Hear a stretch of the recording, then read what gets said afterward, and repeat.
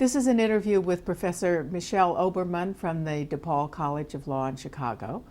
Professor Oberman conducted a study of infanticide in the Chicago Historical Homicide Dataset, a study of mothers who killed their children, and this is an area of law in which she works in the present. She looks at present-day cases of mothers who killed their children and what the circumstances are. Michelle, what was it that interested you about the historical cases, and what did you see in those cases that was reflected in the work that you do today? And what surprised you? Well, I came to the historical cases after having worked on the issue of mothers who kill their kids today for around a decade. So for around a decade, I'd been nursing a theory that mothers kill their kids in response to many conditions in their lives, not simply mental illness, which seems to be our operating theory, or evil, which seems to be sort of the operating theory at work in the increasing trend toward heightened criminal prosecution, but also because of things that are sort of wrong or desperately missing in their lives, oftentimes in their childhoods as they come to motherhood, but then in their lives as mothers. So that was sort of my operating theory. I'd written both a law review article and I'd co-authored a book with a psychologist, a quantitative psychologist. The book is entitled Mothers Who Kill Their Children, and it takes a look at cases from 1990 to 2000. And we'd begun to develop these theories about what it is that sort of goes wrong in the lives of mothers who kill, and how these cases break down into pretty well-defined categories. So when I got the database of these historical cases, my first reaction was, boy, I don't know anything about these women. I don't know anything about this era. What on earth could have contributed to this crime? And what was amazing about working with the cases is that it led me to delve into the same sort of narrative history that I've used in studying contemporary cases. So I went from the database to newspaper articles to appellate level reported cases about mothers who killed their kids, and even into the sociology, the history, and even the fiction written about that era. And we're quite blessed because Chicago is a fairly well-studied city, and so there's a lot of both history and sociology of what women's lives looked like at that point in time in Chicago. What kind of patterns did you see in the work you did on cases in the 90s? And how large was the data set you were dealing with there in the 1990s? And what were the similarities? Because we know the circumstances, certainly, of women who were living in our period, 1870 to 1930, were very different from those of the 1990s. In the book that I co-authored, which the cases went from 1990 to 2000, we had 219 cases that we were able to trace start to finish. And that was actually, it's a strange number because there's actually hundreds more cases that occurred in that era, but it was hard to get cases that we could trace through from the very first report of the death of the infant all the way through to the criminal justice system's disposition of the case. And so we used newspaper articles, we used court records, we used some police files, but generally speaking, we would lose track of the cases somewhere down the road when the newspaper started reporting it, when the woman pleaded out, that sort of thing. So we had 219 cases, which divided fairly neatly into 5 categories. The first category is one that we saw a whole lot of in the contemporary cases, but I also saw even more of in the historical database, and that's the category called neonaticide. And this involves a young woman who conceals or denies her pregnancy, carries through the months of pregnancy without ever seeking any kind of medical attention. For the most part, goes just day to day, living as if she's not pregnant. And then she invariably labors at home and delivers the baby most often on a toilet, actually. And then usually the baby either drowns, is born dead, or shortly after birth is either smothered or suffocated by the mother. These cases made up, I think it was 19% of my database from 1990 to 2000. So there were 37 cases out of the 219. And they're so patterned. They're so similar, case after case. These are women who are very young, for the most part girls living at home. Invariably their relationships have broken up, they're living with their parents, and they share a profound fear that their pregnancy and at the birth of this child would exile them to the fringes of their universe. They cannot imagine going on as a single mother. They're convinced, oftentimes incorrectly so I should add, that their families won't be able to handle this, that they can't afford it, that there's no way that they could live and support themselves and a child. In many of the cases, the women are both sort of terrified at the sense of having a child, but they're also, interestingly enough, I think, very torn about the love that they feel would come to them from this child, and that they could share with this child. So these are women who are ambivalent about how to handle this because they are so isolated from their loved ones that the baby comes to represent a possible resource. The thought is, this is somebody that I could love. And so that's sort of the profile of the neonaticide today.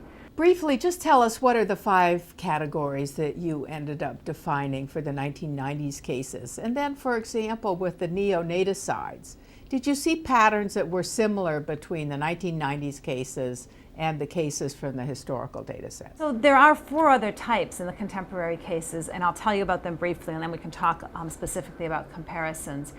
The other 4 types that we see today are cases that involve neglect, and these are actually the most common sorts of cases. These are the cases of the baby that's left in the bathtub while the mother goes to answer the telephone, or the baby that's left in the car and dies of exposure to heat.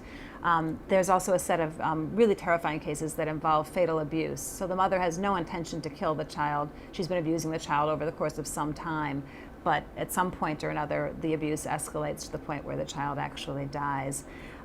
There's the set of cases in which the mother, in conjunction with a boyfriend or the baby's stepfather, or sometimes the baby's natural father, either helps to kill the child or fails to intervene. And increasingly, these failure to protect cases are being prosecuted as murder.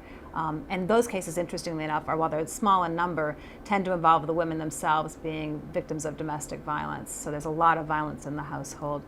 And then the other sort of set of cases that's perhaps hardest to define, in the book we call them the purposeful cases, are the cases that are marked by some degree of significant mental illness on the part of the mother. So you've got the Andrea Yates case, that famous case in Texas where the mother drowns her 5 children. Right. Lots and lots of medical history showing postpartum psychosis at the time of the killing, even postpartum depression after the births of the other children, hallucinations, that sort of thing. Yeah, well, those cases always get a lot of attention because they're highly dramatic. So no matter where they occur throughout the country, everybody is very interested in them and very horrified by them and very moved by them. And those are also the kinds of circumstances which you see portrayed in dramatic literature, in plays and in novels.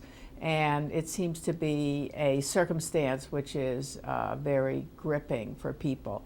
Let's go back to the neonaticides in the Chicago Historical Homicide Dataset.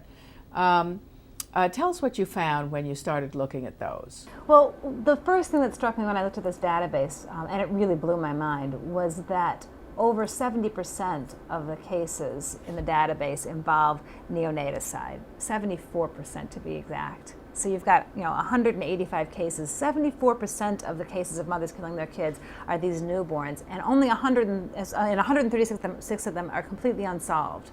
So we really only have good data, and I think it's 21 of the cases where we know the mother's name, we know that she was accused of this, we know that there was a police report filed. The rest of these cases are unsolved neonaticides, which means that the police are finding a newborn's corpse. Right.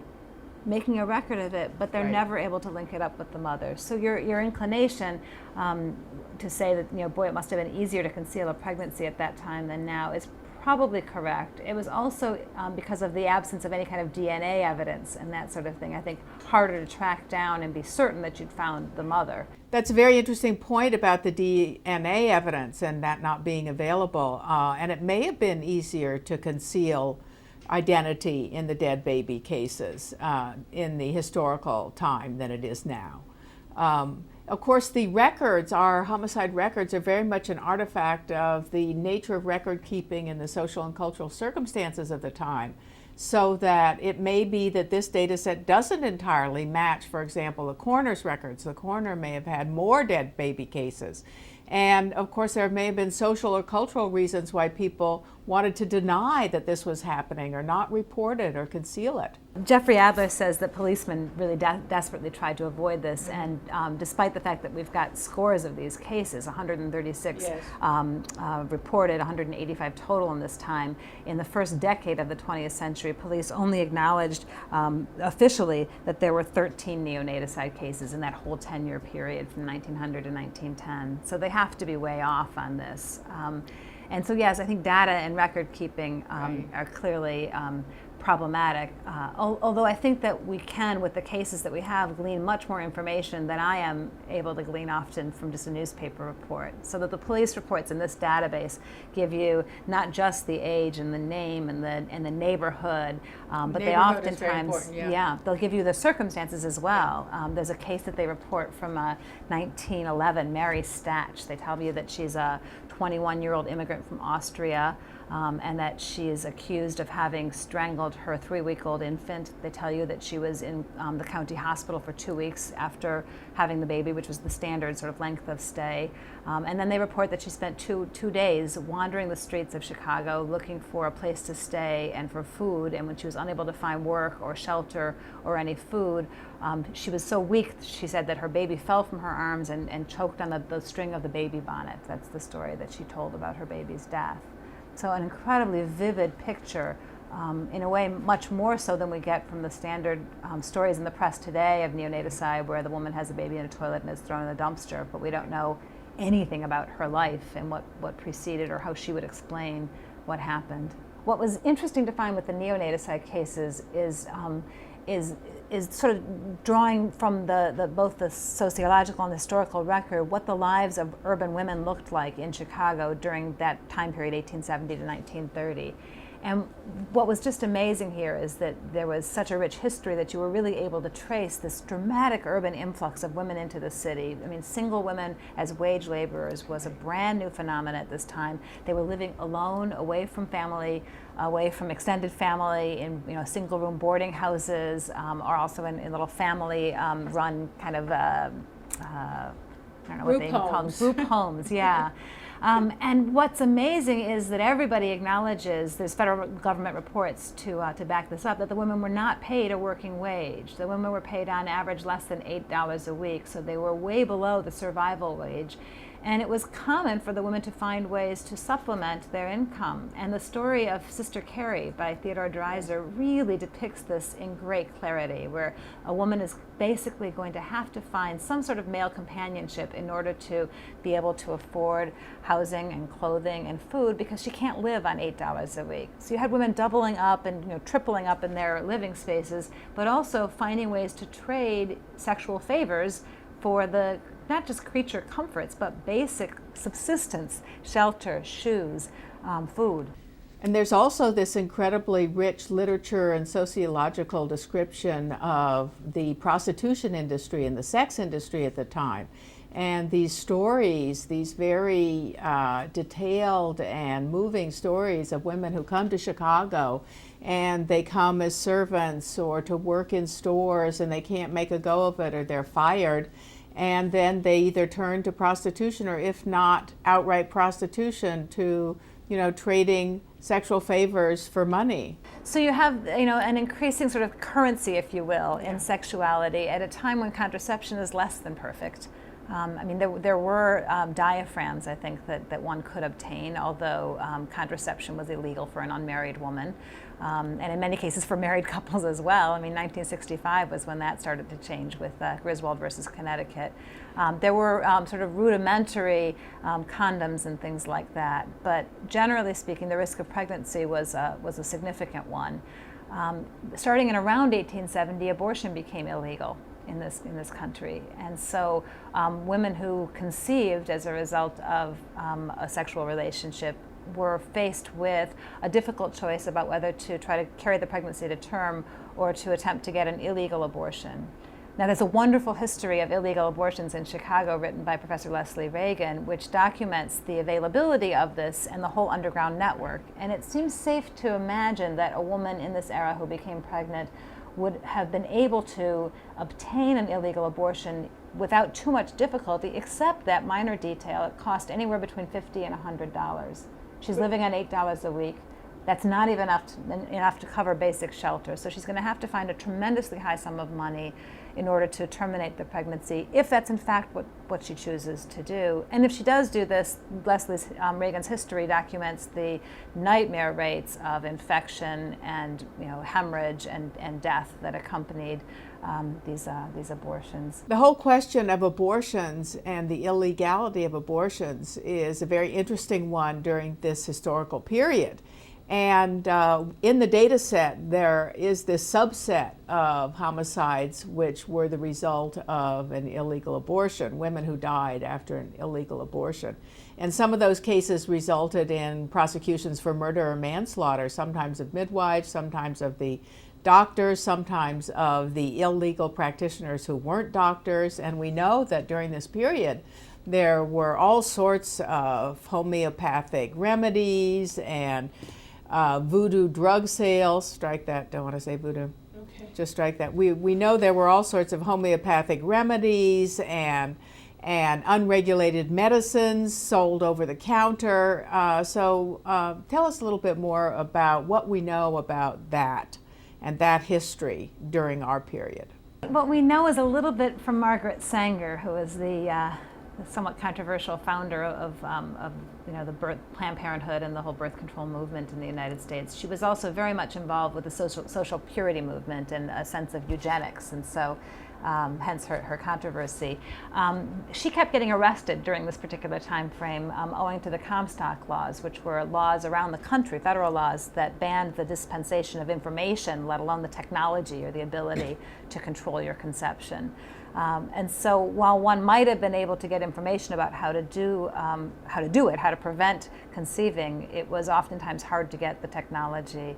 I think the other piece of this, though, is not simply sort of how do you avoid getting pregnant or how do you get an illegal abortion, but what happens to the woman who doesn't want to have an abortion? So what did single motherhood look like?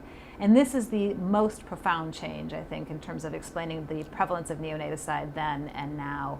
There were no support nets, no networks in place to help a woman who was unmarried raise a child.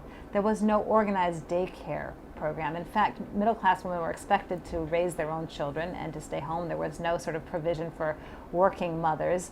There were these notorious baby farms where one could leave a newborn infant in the care of these caretakers for a certain sum of money.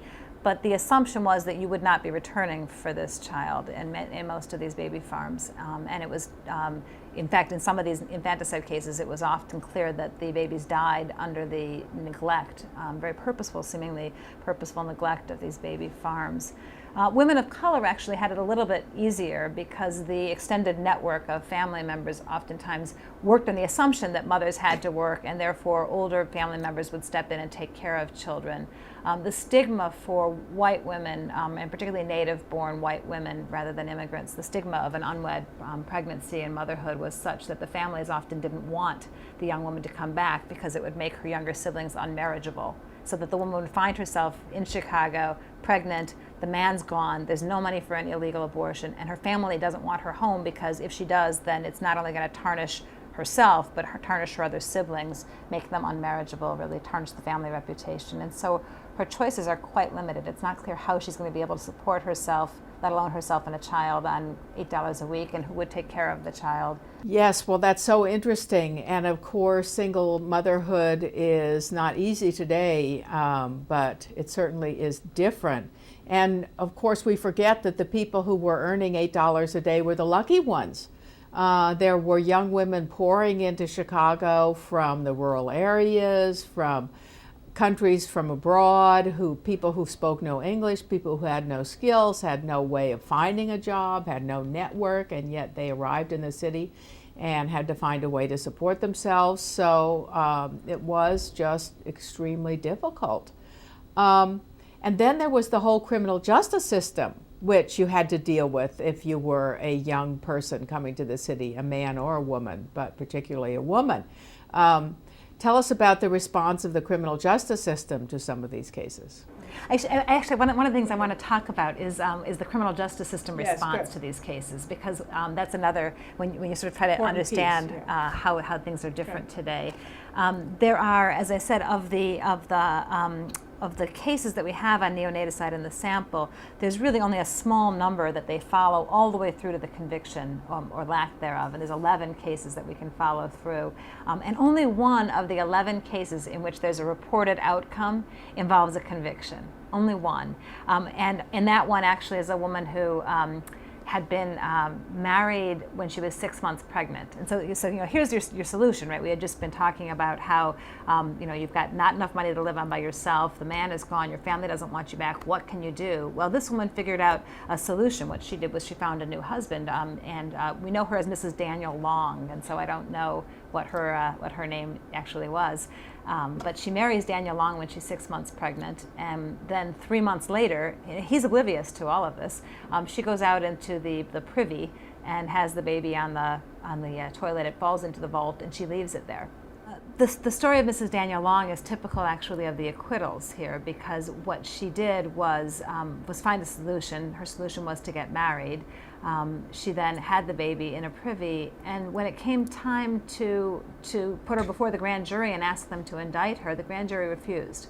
They refused to indict her, and they simply acquitted her right then and there. The only case in our database which involves a conviction for neonaticide involves a 24-year-old woman named Elsie Sarkady, who was sentenced to 14 years when her newborn was found dead in a privy vault. Now, 14 years is a long time for this crime even today. On average, although the average is drawn over a very broad range of cases, but on average, women are sentenced to around a year in neonaticide cases. Probation and counseling are a pretty common outcome, although it's important to add that we have numbers of cases, growing numbers of cases, in which women are serving life sentences for neonaticide. So there's a broad range. So you think what you see in these cases is actually the expression of some sort of community sympathy or understanding, so that when they go before the grand jury and there's a no bill, it means that the community has some sense of what's been going on. And the fact that there's so few convictions in the data set also expresses that. I think there's a really direct sense that comes out of these cases that when the grand juries were asked to decide, they felt that there was blood on more than one set of hands. And to be honest, it's when you look at them, it's clearly the case. It was true in Victorian England when they struggled in England to get convictions on these cases and even played around with the laws, reversing the presumption of innocence into a presumption of guilt. The juries were consistent in saying, now wait a minute, there's guilt to be sure on this mother's part, but there's also guilt on the part of the man who abandoned her, on the part of her family that didn't take her in, and even on the part of the society that really so delimited her options. And this would have been an all-male criminal justice system. Male juries, male judges, for the most part, all male lawyers during this period. Women weren't voting, so it's somewhat surprising to see this result from these legal decision makers. I think it's surprising as well, and these were fallen women, after all. I mean, these are women who somehow lost their virtue. And so it really is quite a sign of compassion. In my work on contemporary cases, for what it's worth, it seems like male jurors have been quicker to be compassionate with these women than female jurors. And I think there's a process of distancing that goes on where a woman will say, no, wait a minute, especially if she's a mother, I did this, I made the right choices, and I love my children. How could you do this? You must be some sort of a monster. Right. Whereas the man would say, well, how could she possibly have been thinking rationally, how could she have made good choices given the circumstances that surrounded her? It's not always the case. Like I said, there's plenty of cases where you've got very harsh responses. But my friends who are defense lawyers will say the male jurors tend to get this more quickly than the female jurors. Do you think this is now what we would call collective guilt on the part of the community? One of the things that you get that comes, I think, more easily out of the historical cases than even out of the contemporary cases is a sense of collective guilt or collective responsibility. And this is when you ask sort of what one learns from studying the historical cases. I know that I personally, after a decade of having worked on these cases, didn't really understand until looking at history how much the structure of motherhood the way that the society defines and delimits a mother's job will contribute to this sort of a crime. So interesting about the jurors, and we have people on the Chicago Historical Homicide Project who've done work on the juries of the time, and especially the coroner's juries. And you know, jurors were paid, and they were paid like $1 a day, which was not, or 50 cents a day, which was not a trivial amount of money.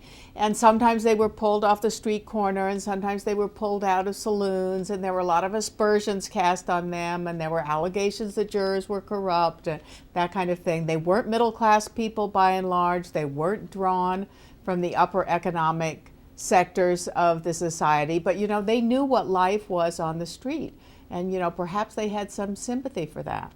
It's so interesting that you say that, because in my life as a contracts professor, which is what they pay me for at DePaul, I've been noticing in this particular era that we're talking about now, what I call elitism, the way that the judges will try to serve as a check on the jury, and it makes perfect sense that there would be this sort of class divide, in a sense that a jury made up of those sorts of folks would be more likely to sympathize with, you know, a criminal element than perhaps, you know, a jury made up of middle class or upper class constituents. So it's an interesting point. Of course, the jurors themselves are so very interesting, and as you mentioned, the relationship between the judge and the jury is very interesting. It's interesting now, it was interesting then, and the whole study of jurors and who they were, and grand jurors and their role, and trial jurors, and the coroner's jury is a whole history, a whole fascinating part of the history of this period.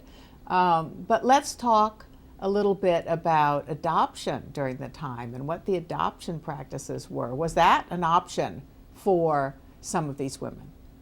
I mean, the adoption industry as we know it today did not exist at that time, and so there was always the option of an informal relinquishing of the baby to a family member. And if you had a family member that was willing to take in the baby, then this was how it was settled, very privately. But there was, you know, a very limited mechanisms in place. There were really no mechanisms in place for an official legal relinquishment and adoption.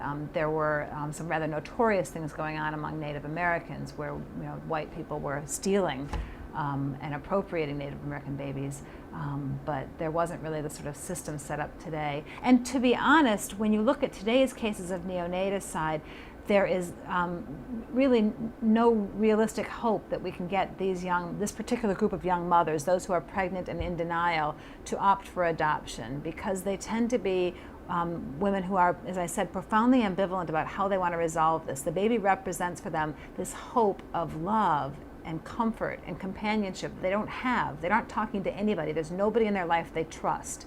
Right? On the other hand, they know that this baby represents the demise of their universe as they know it. They can't imagine how they're going to live, how they're going to eat, where they're going to live, how they'll work, you know, all of that. And so because of that sort of terror and paralysis, they tend not to be or to fit the profile of adoptive or relinquishing mothers. In other words, they're not the ones that have a 5-year plan and know that the baby doesn't fit, and so they want to sort of get on with their 5-year plan, which might involve college or might involve, you know, a specific sort of work that they have, and so they go in contact. These aren't proactive. These are basically women who are not acting rationally. I mean, it's such a narrow population of girls who are willing to relinquish. As anybody who's been involved with the adoption industry today will tell you, it's such a small population of girls who are going to plan ahead and relinquish a child. And it's such a difficult road, oftentimes made more difficult by some of the cumbersome regulations that we have in place, but certainly more sophisticated today than it was then. Let's talk about some of the other cases. The other sort of fascinating distinction between this database and what happens in contemporary cases involves the older infanticides, or filicides, as they're actually called in the literature. And what was perhaps most dramatic, aside from the tremendously high number of neonaticide cases, was the very high number of homicide-suicides in this database. So that out of the reported cases, of the 185 cases, there were 38 cases in which mothers either killed or attempted to kill themselves and then killed all of their children. And so you'd lose the whole family with the exception of the husband. And these cases were remarkably patterned. So case after case looked pretty much the same, and had pretty much the same story told in the police report. They were women who were abandoned for the most part by their husbands. Sometimes the husbands had died, so they were widowed.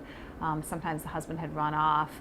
And the women were simply unable to support their families. And a small number of the cases, the women also had what looked to be signs of mental illness. They left suicide notes saying, I haven't been able to sleep for 3 weeks, and I'm so depressed, and I just can't go on like this.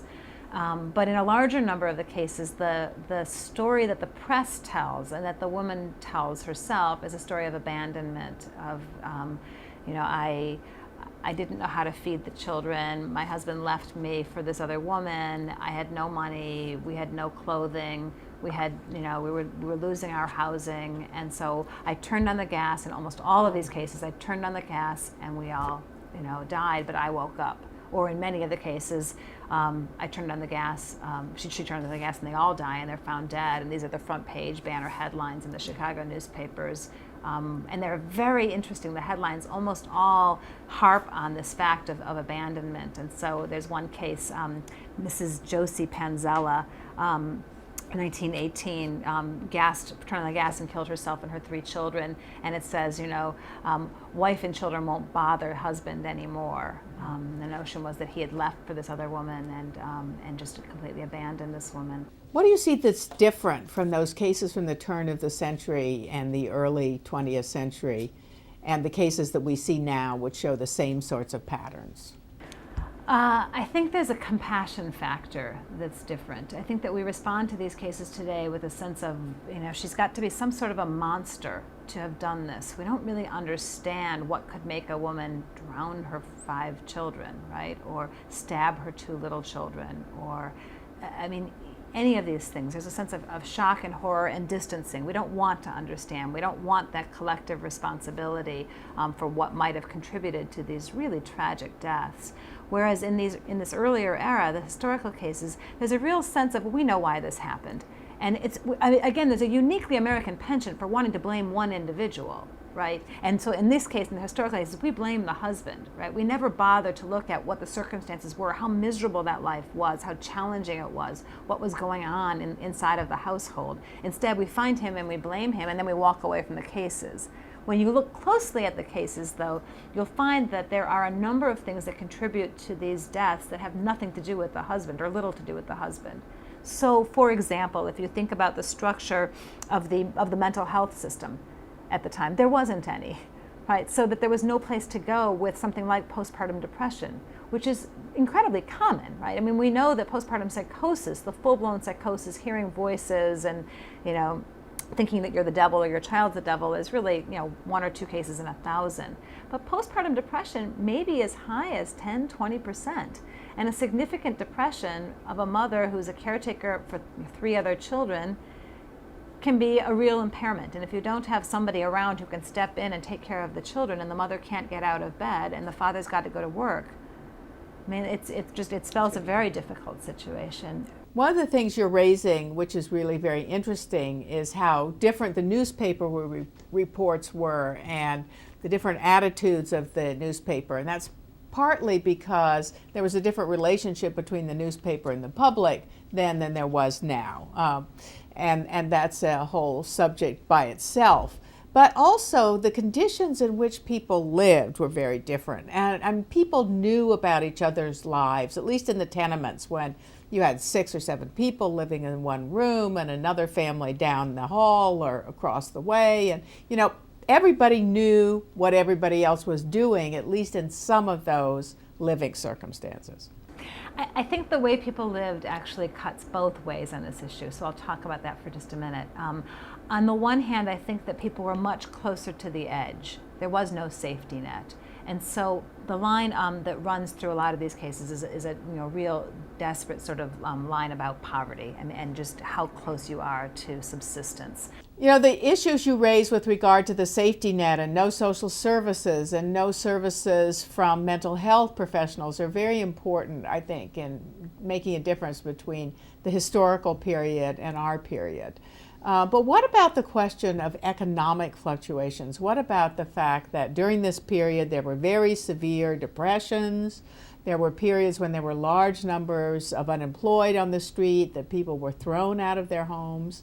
Do you see that in your analysis of cases, an increase or blip in cases during these periods of severe economic crisis? I wouldn't be surprised, because what's happening in these cases, in a lot of these homicide-suicide cases, is that somebody gets sick. And that in the suicide note is a mention to, I can't afford either to take care of myself or my sick child. There's no money left. There's no food left. We haven't eaten for 3 weeks. And you asked earlier about, well, what happens with the social interventions that we're getting up and going, the Mothers' Welfare Leagues and stuff. And what happens is actually quite troubling in this line of cases, because these were the women, particularly the new immigrants, who were most vulnerable. The child protection societies were private at that point in time, and they'd come in to visit the family, and they'd come in with, at best, a gloved fist, right? They'd come in and they'd say, if you can't get these children clean and fed and dressed, we're taking them away. We're going to take away your children. It wasn't a, how can we help you to do what you need to do? It wasn't a, I understand that you're living in filth and you have no money. Here's some clothing for you, for your children. It was a, you're going to have to change this. And so that would cause the women to actually try to distance themselves more. And obviously the cycle of desperation and the sense of the limiting options might contribute to this crime. I had said before that the tenement lifestyle and the extended family living on top of each other probably cut both ways. One of the puzzling things in the difference between the database historically and the cases today is the seeming absence of or lessening of abuse and neglect cases. So that today the most common cases of infanticide involve neglect. The mother who's left the baby in the bathtub, the mother who's talking on the phone, the mother who's left the baby in the car. And these cases are simply missing from the database. Now there's one of two explanations for that. And they both may be, they're not inconsistent, they both may be right. The first explanation is to say that the cases were never reported as homicides, that they didn't even turn up in the database, because right. It's really only in the past 10, 20 years that we've said, oh my God, the mother who left her baby in the car should be prosecuted as a murderer. Right? I mean, in the past we would have said this is a terrible accident. The baby who runs out in the street, right, or who's left crawling in the front yard and it gets run over, we wouldn't necessarily have thought of that as a murder 10, 15, 20 years ago. Today we're actually gearing up the criminal justice system and going after these parents. I think there is some evidence for that, for the fact that our social attitudes towards these cases have changed, and that's why you don't see the criminal prosecutions in the historical period. Because if you go to the coroner's records, there are just lots of cases of young children, toddlers mostly, but 2, 3, 4, 5, 6, being killed by streetcars or run over in the street, or in some way having an accident on the street or in the backyard, and there's no prosecution. So the other explanation, though, for why there are so few neglect cases is that if you've got lots of extra hands around, it's pretty easy to find someone to watch your kids. And the number one cause for referrals to the Child Protective Services in this country today is not kids being left in the bathtub, right? It's kids being left in the home unsupervised while mom goes out too, and then just fill in the blank, right? It's mom can't find or can't afford a babysitter, and she's left the baby alone in the care of an inadequate caretaker like the 8-year-old sibling, while she's gone out to buy some groceries, look for a job, get her nails done, what have you, right? In these historical cases, you probably had other folks around who, while they might not have been great at babysitting, would have been there enough to prevent these tragic deaths by neglect. And also perhaps would have been there to intervene in the event that they suspected that there was abuse going on. Not to intervene and name it as abuse, but to say, I'm going to have the kids stay with me, or this mother is not well, I'm taking over here. Particularly in the event of extended family living there. In the other dead baby cases, the cases where an unidentified baby is found in the ditch, or just a dead baby is found and there's no mother arrested, is there any indication that those cases were intentional homicides, or that they involve some sort of violent harm to the baby? Do we know anything about those cases and what sort of cases they are, or was it just a question that no one was ever caught? Not at all. I think it was just sort of the luck of the draw if you got caught. I mean, really and truly. And I think it's been going on as long as humans have been alive. I mean, the exposure and the abandonment of newborn babies is just sort of a reality of and emerges from the structure of motherhood. There, it's in some ways it's a calculated decision made by this new mother who knows, okay, it's me or the baby at this point. We can't both survive. And it's horrible to refer to it that way, but the stories coming out, for example, out of Victorian England talk about the mornings in London, corpses lining the streets. Now, I'm sure that's an exaggeration, but they would compare it to having traveled to China and seeing the same thing, and they'd say, we have it here in London too, and we had it in the United States too. Yeah. What about the foundling hospitals? Oh, I love that question.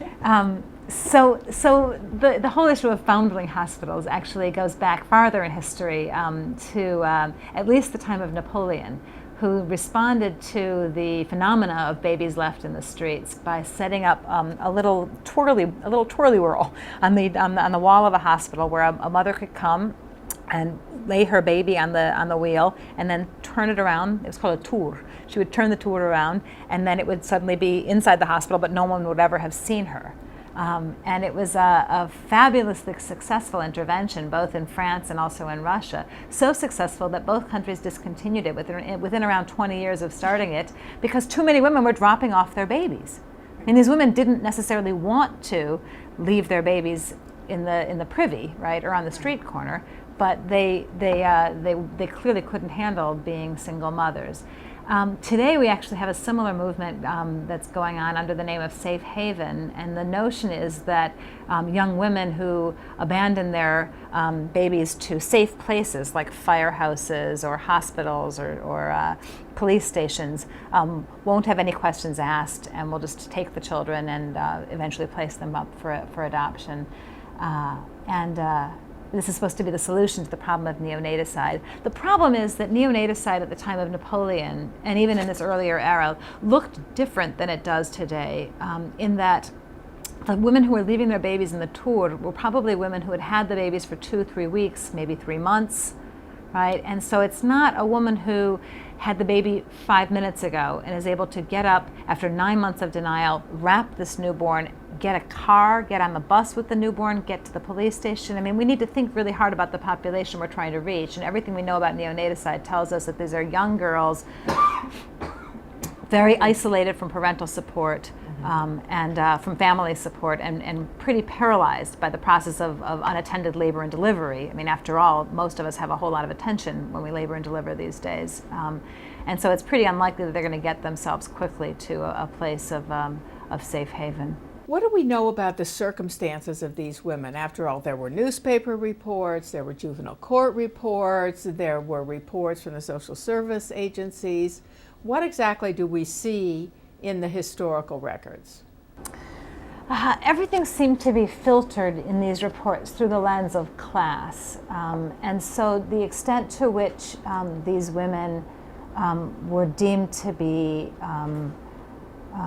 salvageable and worthy of assistance comes through really clearly when you look at the cases involving the social purity movement and the sort of the mothers helpers who were available at that time. They would sort of pretty quickly define the situation as one in which you had a good mom who was trying hard and worthy of help, or a mom who was simply not conforming. And the immigrants were perceived according to their country of origin, oftentimes as salvageable or not salvageable, with the Italian and the more Mediterranean immigrants being seen as really, difficult to work with and not so salvageable, and the sort of the British immigrants, if you will, the sort of whiter Anglo-Saxon immigrants being seen as sort of worthy of help and trying very hard.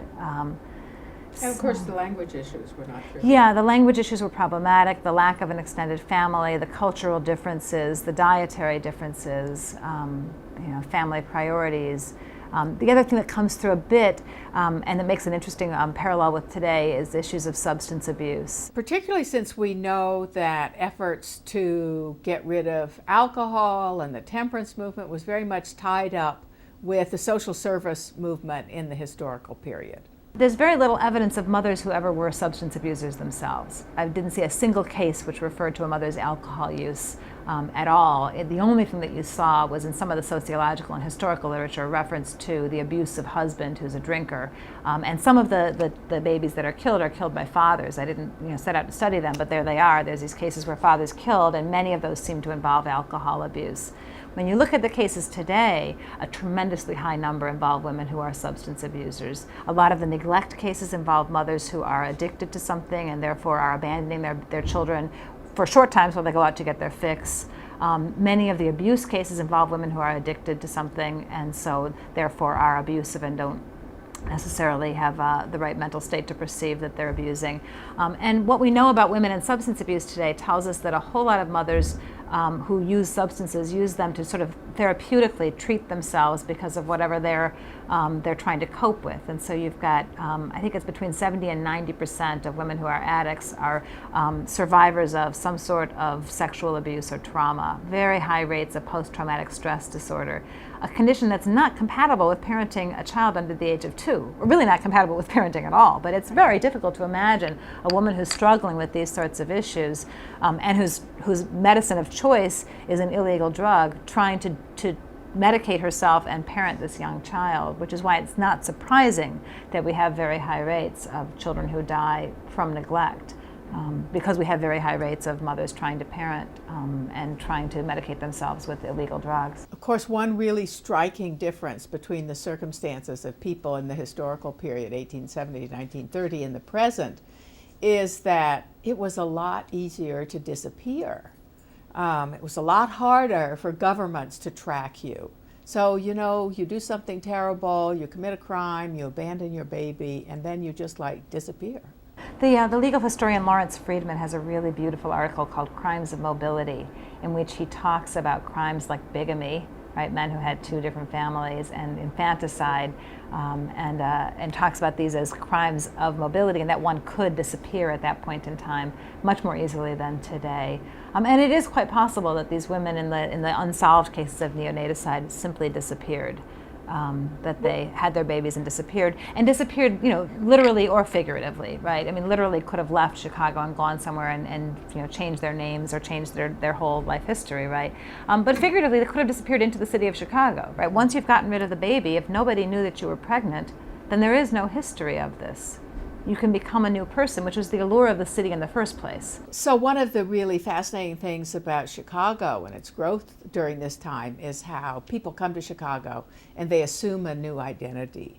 And you see this in the biographical accounts, you see it in the literature of the time, how people come to the city and invent themselves. And then there's this whole culture of confidence people and frauds and people who commit crimes or hoodwink people out of their money and then become somebody else and disappear, and they're like chameleons. I resist that sort of image when I'm thinking about neonaticide, though. We don't know very much about the legacy of neonaticide for the woman who has lost a child that way, who has killed a child, who's carried a pregnancy to term, and then had the baby drown in the toilet.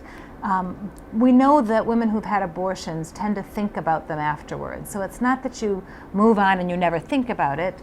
There's some who believe that there's this abortion trauma syndrome and that women who've had an abortion will be traumatized forever. There's many more who I think believe that women remember this as an event in their lives and it becomes part of the fabric of who you are. If that's the case, then how clearly more powerful would be the experience of having created a life, of having carried a pregnancy to term and then witnessed and participated in the ending of that life. And so it's hard for me to believe that the woman could simply move on in a chameleon sense and just make it all up again. And in fact, there's very clear evidence that there's almost no recidivism in the crime of neonaticide. So you don't find, either today or historically, that women do this over and over again, right? That you say, okay, well, what the hell, I'll just abandon the baby again. I'm pregnant again, I'll just abandon it. Quite the opposite. This, at least in the cases that I've known best, and the young women who I've come to know and working on the contemporary issue, this scars you for life. You punish yourself every day. I mean, one woman who I know who was actually not only accused but convicted of homicide in her the death of her newborn, she doesn't go out. She stays in. She's afraid that people see her on the streets and they know that she's evil. And that's how she's internalized this sense of herself, even though her situation was so desperate. She was 16 years old. She was living in a situation where her family had completely, rejected her and bounced her from house to house to house. There was every explanation outside of her own guilt, which is clearly there also, but every explanation that helps to alleviate the sense of her being solely responsible. But she carries that alone. Her parents don't have any sense of guilt, right? And we don't as a society. We don't really recognize that we've contributed to that.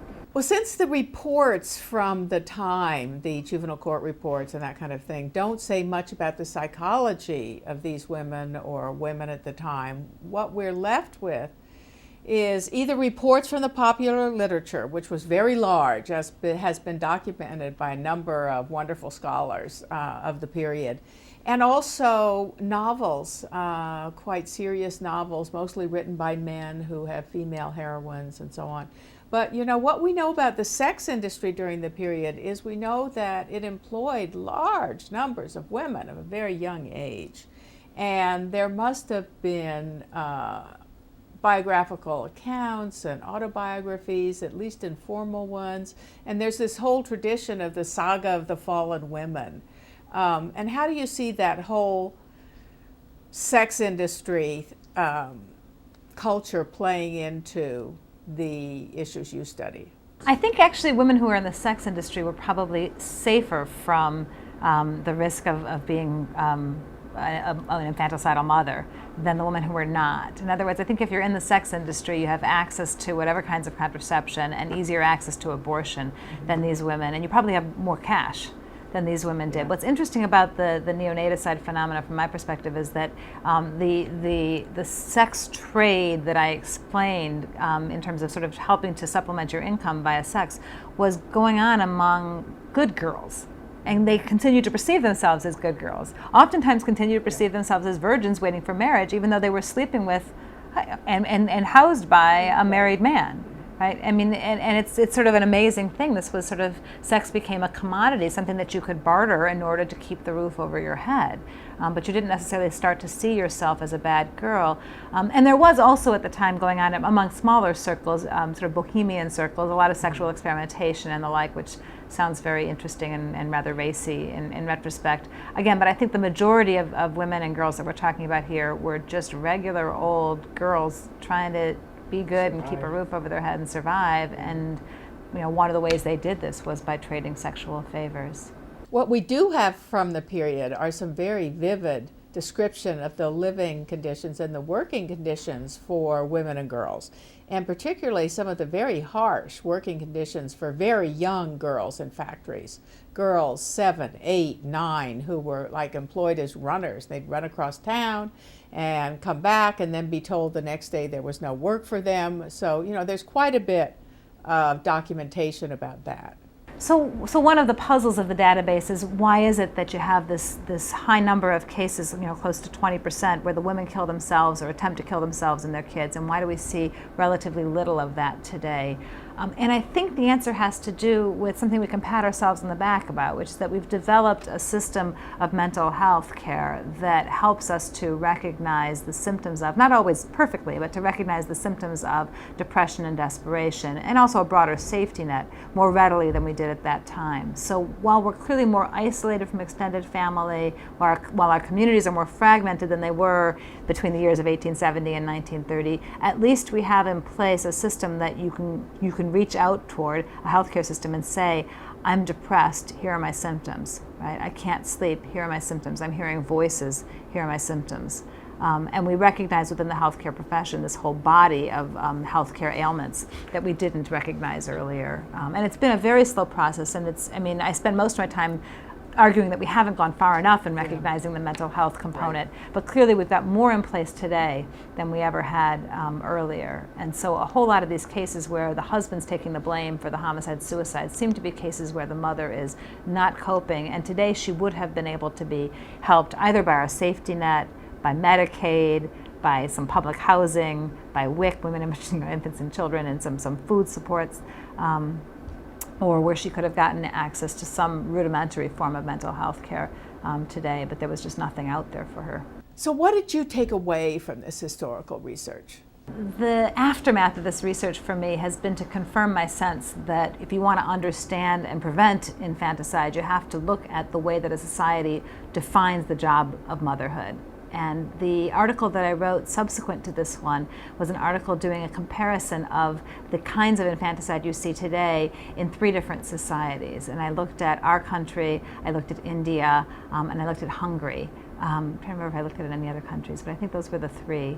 Tell us about that. In India, you see, as you might expect if you know anything about the literature, a great deal of gender-specific or female infanticide, where you've got families, oftentimes not even the mother herself, but the husband or the mother's mother, the grandmother of the baby, deciding that they can't afford a daughter or in most cases another daughter.